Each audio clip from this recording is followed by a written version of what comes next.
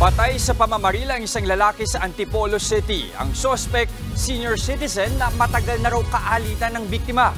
Nasa frontline ng balitang yan, si Ian Suyo. Arestado ang lalaking ito sa Barangay San Jose, Antipolo, Rizal kahapon. Ang 69 na taong gulang na suspect na si Jose Banate na maril ng kanyang kabarangay noong Biyernes. Inagaw umano ni Banate ang baril na nakasukbit sa 42 taong gulang na si Seriaco Arguelles at saka ito binaril sa likuran ng 2 beses. Nadala pa sa ospital ang biktima pero idineklara ring dead on arrival. Ang nangyari daw doon, bigla na lang dumating doon sa may likuran ng tao, ng biktima, yung salarin at pinaputukan. Dahil nga patraidor, dahil sa likod na daan yung salarin, ayun, tumama na.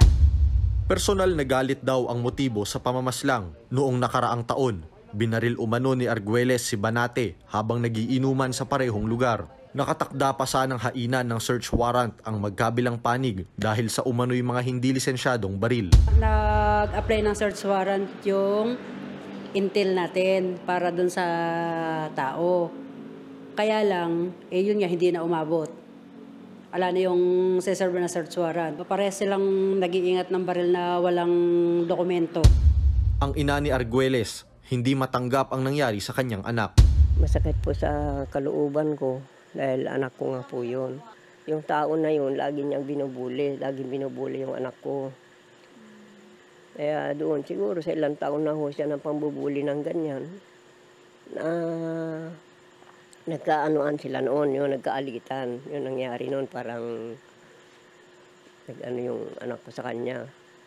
Kasi kahit sa karamihan ng tao, inaano niya, binubuli niya eh. Dinuduro-duro pa nga niya palagi eh. Pero ang suspect, itinangging siya ang nagsimula ng away. Pinagbantaan raw siya na papatayin ni Arguelles noong nagkasalubong sila noong araw na nangyari ang pamamaril. Nagagawan kami ng baril niya. Siya kasalubong ko na may kargang sako na nakahubad siya. Merong nakasiksik dito sa likod niya. Dinamba ko na. Ayun pala, baril pala yung nakasiksik dito. Nakabalot sa damit niya. Pinaghahanap pa ng mga pulis ang ginamit na baril sa krimen. Nahaharap si Banate sa reklamong murder. Nagbabalita mula sa frontline, Ian Suyo, News 5. Mga kapatid, Jess De Los Santos po. Iba na ang may alam at may pakialam sa panahon ngayon.